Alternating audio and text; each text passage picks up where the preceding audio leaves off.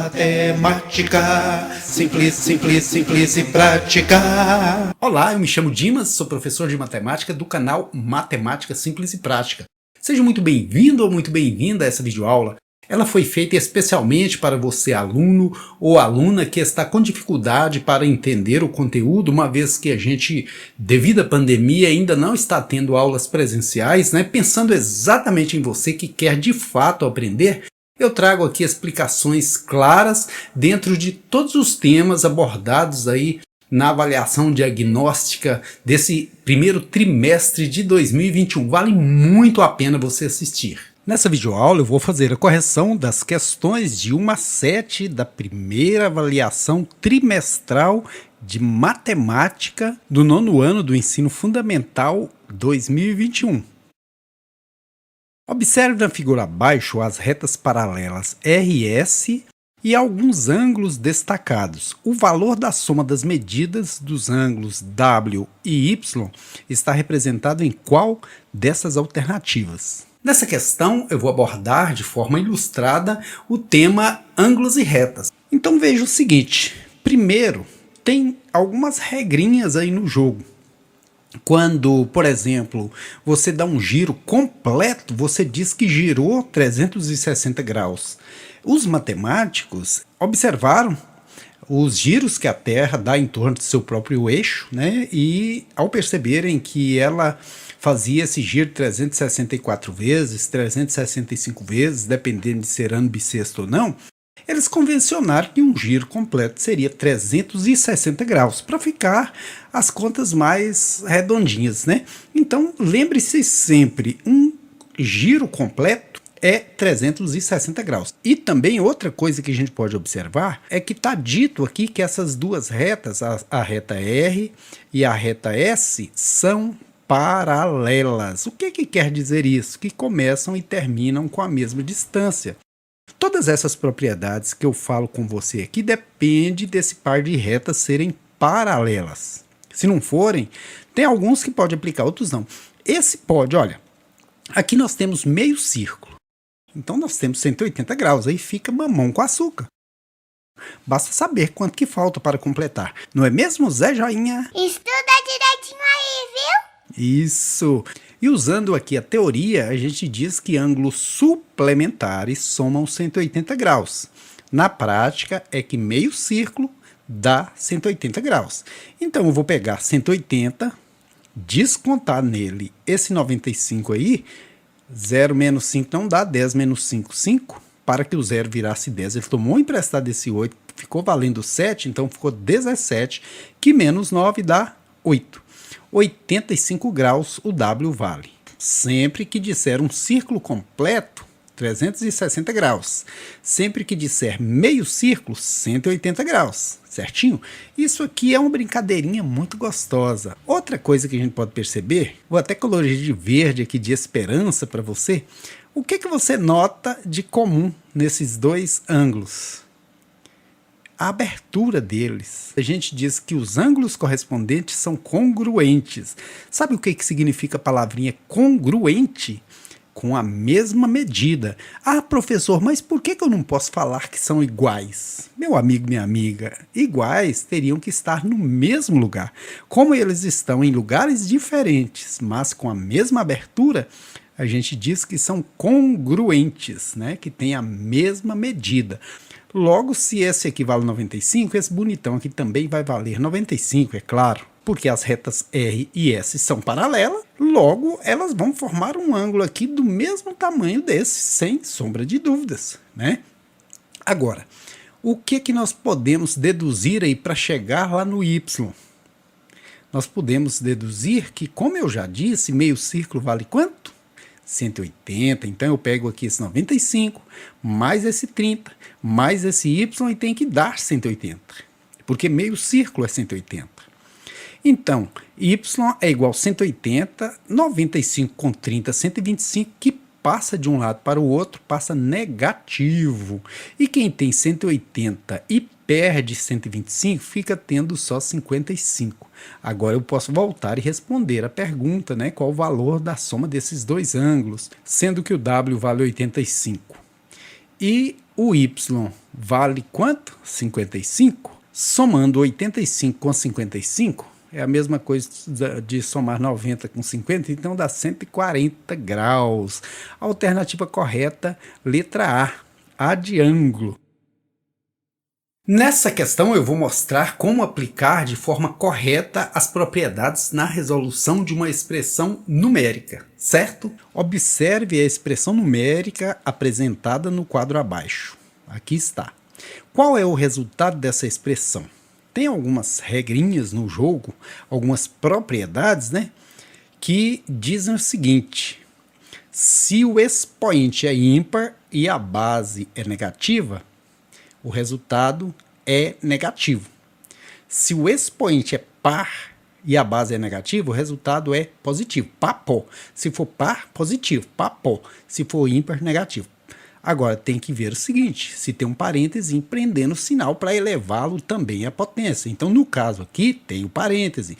O resultado vai ser negativo. Por quê? Porque o expoente é ímpar. Expoente ímpar, resultado negativo. E quanto que é 2 ao cubo? 2 vezes 2 vezes 2. 2 vezes 2, 4. Vezes 2, 8. 2 mais 4, mamão com açúcar. 6, não é mesmo? E por último aqui, expoente par, resultado positivo. Papó. Papó. Par positivo. Então, esse 1 fica positivo, porque o expoente é par. Sempre quando o expoente é par, o resultado da potência é positivo. Ok? Continua elevado ao cubo. Voltando aí, menos 8, 6 ao quadrado, 36. 1 elevado ao cubo é 1 vezes 1 vezes 1, que continua 1. 36 mais 1, 37, tira 8, 29. Alternativa correta, letra C. A questão número 3 diz o seguinte: Luciana comprou um computador que tem um disco rígido com capacidade de armazenamento de 2 terabytes. O disco rígido desse computador tem capacidade para armazenar aproximadamente quantos bytes? Nessa questão eu vou mostrar para você como resolver corretamente uma questão de matemática envolvendo potência de 10, ok? Eu creio que você aluno, você aluna, jovem, né, que está muito antenado aí na tecnologia, tem facilidade nesse tipo de problema, mas ele não é tão simples, né? Primeiro, a gente tem que ter o conhecimento de que 1 byte é o mesmo que 10 elevado a 0. Você tem o byte, tem o símbolo B, e aqui está falando que são bytes. Então, 10 elevado a 0, por que eu estou pondo 10 elevado a 0? Por que eu já não pus o 1? Porque nós vamos trabalhar com potências de 10. E 1 kilobyte, quanto que é 1 kbyte? Nós vamos multiplicando por 1000. Aqui era 10 elevado a 0, aqui é 10 elevado ao cubo. Por que por 1000? Porque a cada vez que você multiplica por 1000, você aumenta 3 zeros. Né? Como aqui não tem os 3 zeros do 1000, é o mesmo que tivesse, sendo que o 10 está elevado ao cubo. Acima do kbyte vem o quê? O megabyte, que torna multiplicar por 1000, aumenta mais 3 zerinhos, então de 3 vai para 6. Porque aqui seria 1000, que vezes 1000 dá 1 milhão, que tem 6 zeros. E acima do megabyte tem o gigabyte. O gigabyte ele tem mais 3 zeros, porque a gente vai tornar multiplicar isso aqui por 1000, vai dar 10 elevado à nona potência. E a coisa vai só aumentando. Agora nós vamos chegar no terabyte. Né? 1 terabyte. Eu tenho aqui um HDzinho de 1 terabyte que eu guardo meus materiais das videoaulas. Cabe coisa pra caramba, mas já está enchendo. Multiplicar isso aqui por 1000 é aumentar 3 zeros no seu expoente. De 10 elevado à nona vai para 10 a 12ª. A alternativa correta é que 2 terabytes tem quantos bytes? Tem 2 multiplicado por 10 elevado à 12ª, porque 1 terabyte é 10 elevado à 12ª byte. E 2 terabytes, então, tem que ter o 2 aqui antes, né? Então, a alternativa correta, letra D de Deus, que abençoa a mim, que abençoe a você sempre e que nos abençoe a todos, para que a gente possa vencer essa pandemia e voltar à sala de aula com alegria, não é mesmo? Agora, a questão número 4. Jorge foi a uma loja de eletrodomésticos e comprou um ventilador. Esse produto estava sendo vendido por R$ 75, mas como Jorge optou pelo pagamento à vista, essa loja concedeu a ele um desconto de 20% sobre o preço do ventilador. Qual foi o valor em reais que Jorge pagou por esse ventilador? Nessa questão eu trago para você a resolução de uma forma bem simples, com a utilização de porcentagem. Olha, porcentagem é um tema muito bacana e é muito cobrado aí nos concursos públicos, nos vestibulares e também é muito útil no nosso dia a dia, certinho? Pense na palavra porcentagem, por 100. Então o Jorge iria pagar R$ 75. Porém, ele pagou à vista, ele obteve um desconto de 20%. Quanto por cento que ele pagou? Ele pagou só 80% do ventilador. Por quê? Porque teve um desconto de 20%. Todo produto em si custa 100%. Se dá um desconto, você paga só 80% do valor inicial. E meu amigo, minha amiga, eu uso colocar 80 por 100, que como diz o nome porcentagem, é algo por 100. Aqui fica muito mais fácil. Ainda tem mais uma coisa, a gente pode simplificar para simplificar. Veja, cortei um zero. 8 vezes 5, 40, elevei o 4. 8 vezes 7, 56, com 4, 60. Olha, simplifica de novo. Simplifica. 60, limpinho. Então o Jorge pagou R$ 60 pelo ventilador e eu estou precisando de comprar um porque está muito quente por aqui. Então a alternativa correta é a letra B, de bom dia, boa tarde, boa noite, de bons estudos para você, meu querido aluno, minha querida aluna do 9º ano. Vamos agora à correção da questão número 5. Observe os números apresentados no quadro abaixo. Qual desses números é um número irracional? Pense no seguinte: quando algo é real, existe, de fato. Quando algo é irreal, não existe o contrário.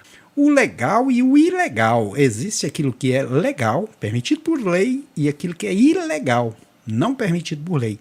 Números racionais e irracionais, o racional tem raiz e o irracional não tem. Então, olhando aqui, nós já matamos a charada. O irracional é o 13, que não tem raiz exata, né? Tem raiz, mas não é exata. Mas e se ele não estivesse na raiz? Olha, um número só é irracional em duas condições. Primeiro, se não tiver a raiz exata, é o caso de raiz quadrada de 13, né? Que nós já sabemos que é a alternativa D. E segunda opção é quando for uma dízima não periódica. Como que eu sei que uma dízima é não periódica? Aqui, por exemplo, é uma dízima periódica. Você sabe por que esse tracinho em cima do 32? É porque é como se fosse 2 vezes 32, vezes 32, vezes 32, infinitas vezes. Aí coloca-se esse tracinho para dizer, olha, esse é o período da dízima, que vai se repetir infinitamente. Como que eu sei se o 8/3 é racional ou não? Todo número que pode ser colocado em forma de fração não é racional. Então a alternativa correta, sem sombra de dúvida, é a letra D, de Dimas. Vamos agora à correção da questão número 6. Mariana é bióloga e está analisando uma determinada célula animal. Com o auxílio de um microscópio, ela observou que o tamanho dessa célula corresponde a 15 micrômetros. Qual é o tamanho em metros dessa célula analisada por Mariana? Olha, moçada, eu até entrei num site aqui muito bacaninha, é do professor Eduardo Stefanelli, muito bacana. Veja a montagem que ele fez. Se você quiser, olha, tá vendo que você pode manusear? Que beleza, professor, você é um gênio. E é isso, tudo é para a gente falar sobre micrômetros. Aqui, por exemplo, nós temos os micrômetros, né? Olha, você pode até brincar com o aparelho que ele fez, mas na verdade, o que é um micrômetro? No microscópio, a gente observa as células, né? Observa coisas infinitamente pequenas, então a gente precisa dos micrômetros, ou seja, a unidade de medida que é 1/1000 do milímetro. Veja aqui, olha que você gira, ele diminui pouquinho, tá vendo? Olha, tá diminuindo, mas diminui minimamente. Micrômetro, o que é micrômetro? É a milésima parte do milímetro, é muito pequenino, né? Um micrômetro, que é representado dessa forma, é a milésima parte do milímetro. Olha, décimo, centésimo e milésimo. Esse 1 está na casa dos milésimos, 1 milésimo de milímetro. Agora nós vamos pensar sobre 1 milímetro, que já é uma milésima parte do metro. Então, sendo assim, se 1 micrômetro é a milésima parte do milímetro e 1 milímetro é a milésima parte do metro, 1 micrômetro é a milionésima parte do metro. 3 casas aqui vai ter que ter 6, ó. 1, 2, 3, 4, 5, 6. E como eu represento isso em potência de 10? 15 eu sei que vai ser. Para você nunca mais errar isso aqui, pense o seguinte: se tratar de coisas pequenas, o pequeno que eu digo é menor que 1, né? Tipo micróbio, bactéria, aí a gente pega 10 elevado ao expoente negativo. Se tratar de coisas grandes, igual a unidade astronômica, a distância da Terra ao Sol, aí você usa o expoente positivo. Aqui no caso, a vírgulazinha é como se ela estivesse depois do 1, para que ele fosse inteiro. Aí ela deslocou quantas casas? 1, 2, 3, 4, 5, 6. Então vai ser 15 vezes 10 elevado a menos 6. 15 porque são 15 micrômetros, vezes 10 elevado a menos 6. Porque a vírgulazinha, se fosse transformar isso em inteiro, seria 1, 2, 3, 4, 5, 6. Por isso elevado a menos 6. Alternativa correta, letra B, de bons estudos. A última questão dessa videoaula é muito legal. É muito legal. Principalmente para você skatista, né? Olha, Pedro desenvolveu o projeto de uma pista de skate para ser instalada em uma praça. Esse projeto prevê um obstáculo formado por um bloco central e 2 rampas de acesso iguais. A figura abaixo representa um esboço desse projeto com algumas medidas indicadas. Depois de instalada, para passar por toda a extensão desse obstáculo, um skatista deverá percorrer, no mínimo, quantos centímetros? Agora eu vou mostrar para você como resolver problemas envolvendo aí o Teorema de Pitágoras. Teorema de Pitágoras é uma das melhores ferramentas em matemática, ela nos ajuda a resolver muitos problemas. Veja como esse problema é interessantíssimo. Se o comprimento total é 300 centímetros, tirando fora essa parte plana que é 60, sobra quanto? 240. Porém, tem 2 rampas. Então, se eu dividir igualmente 240 por 2, vai dar 120. Então, aqui mede 120, aqui mede 120, juntando com esse 60, dá os 300. Porque 120 com 120, 240, com 60, 300.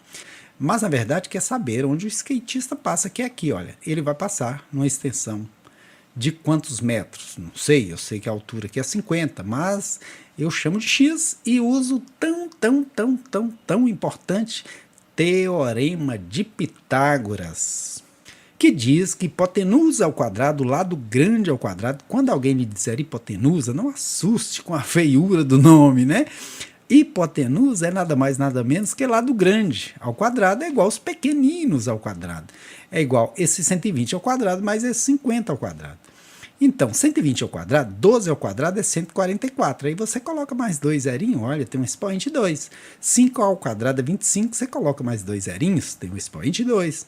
Juntando 14.400 com 2.500, vai dar exatamente 16.900. 14 com 2, 16. 400 com 500, 900. E quanto que é a raiz quadrada de 16.900? Se a raiz quadrada de 169 é 13, então a raiz quadrada de 16.900 é 130, né? Até porque tem mais sentido aqui, ó, 120, 130. E quanto que é a extensão da pista? 130, mais aqui 60, mais aqui 130, né? Juntando tudo, 130, mais 60, mais 130, 260 com 60, 320. Alternativa correta, letra A. De até a próxima videoaula. Espero muito que você tenha conseguido aprender um pouco a mais aí de matemática, porque eu sei o quanto está sendo difícil para você. Não é fácil, não está sendo fácil para ninguém.